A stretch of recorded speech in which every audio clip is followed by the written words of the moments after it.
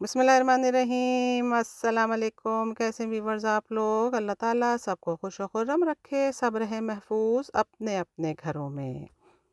माशाल्लाह से रमज़ान स्टार्ट हो गया है और आज हमारे यहाँ पहला रोज़ा है। अल्लाह ताला सबको इबादत करने की तौफीक अता फ़रमाए और रमज़ान के रोज़े जो हैं वो सबको ही रखें।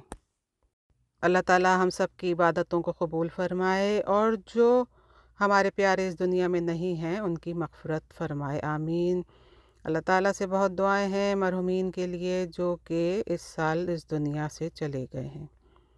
आज रमज़ान का पहला रोज़ा होने की वजह से हमने सोचा कि चलो भाई आज तो पकोड़े खाने ही खाने हैं, तो उस हिसाब से हमने पकोड़ों की तैयारी की है। 2 आलू हमने आपके सामने ही पीस लिए हैं और उसमें हमने ये बेसन डाला है, हरी मिर्चें और प्याज भी डाल के रख दिया है और अब हम इसको मिक्स करके पकोड़े बनाएंगे। ये बहुत ही मज़ेदार पकोड़े होते हैं और इतना मज़ेदार जायका होता है कि ये जैसे आम बेसन के बनाते हैं उससे भी ज़्यादा अच्छे पकोड़े होते हैं, बहुत फूले फूले, नरम नरम और सॉफ्ट सॉफ्ट। तो चलें फिर हम पकोड़े बनाते हैं।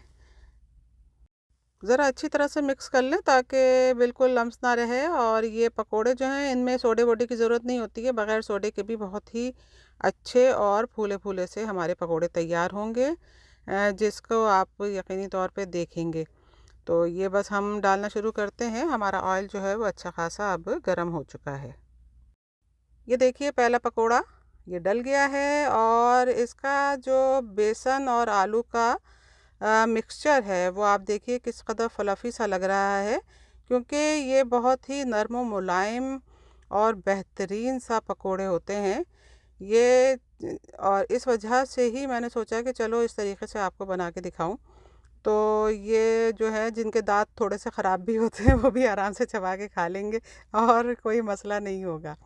तो बस ये हमारे पकोड़े माशाल्लाह से अच्छे अच्छे से बने जा रहे हैं और ये हमने काफ़ी पकोड़े अपने पॉट में सजा दिए हैं। बस अब हम इनका साइड चेंज करेंगे और साइड चेंज होने के बाद हमें पता चलेगा कि हमारा ये कितना टाइम मज़ीद लगेगा, क्योंकि एक तरफ से पकने में कम से कम 1 से 1.5 मिनट तो लगता ही है। इन पकोड़ों को नरम मुलायम और अच्छा मिक्सचर होने की वजह से बहुत तेज़ी से पक जाते हैं। ये देख लीजिए डालते ही डालते सारे पकोड़े जो हैं वो आपको नीचे से क्रिस्पी क्रिस्पी से दिखाई दे रहे होंगे।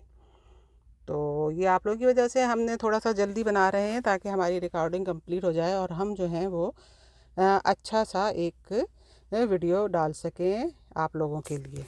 तो ये देखिए ये हमने पलटना शुरू कर दिया है साथ ही साथ और माशाल्लाह बेहतरीन पकोड़े तैयार हो रहे हैं। आप ये देखें फूले हुए कितने हैं, नरम नरम से और फ्लफ़ी से।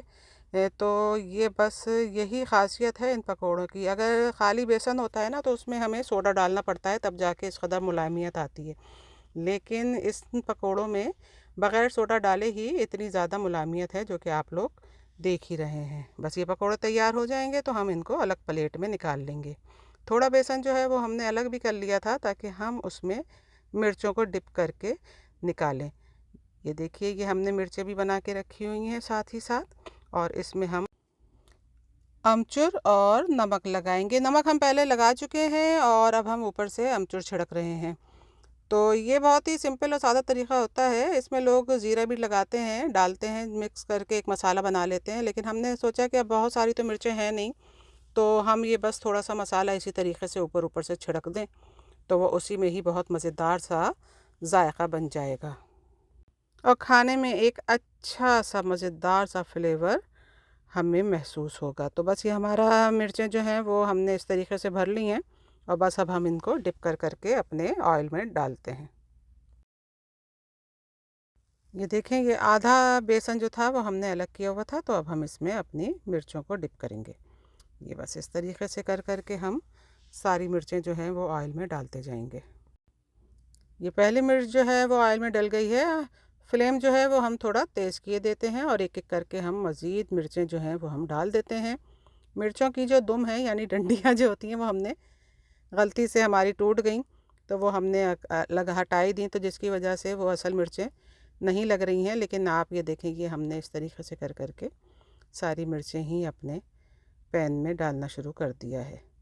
ये कोई 2-3 मिर्चें हैं जो हमने काट के रखी थी। बस ये माशाल्लाह से बनेगी बहुत अच्छी, क्योंकि ये जो होता है ना खड़े खड़े काम, जल्दी जल्दी काम जो होता है ना उसी तरीके से होता है। और ज़्यादा पकोड़े वगैरह जो हैं औलाद हमारी खाती नहीं है, तो हम वो उतने हिसाब से हम बनाते भी नहीं हैं।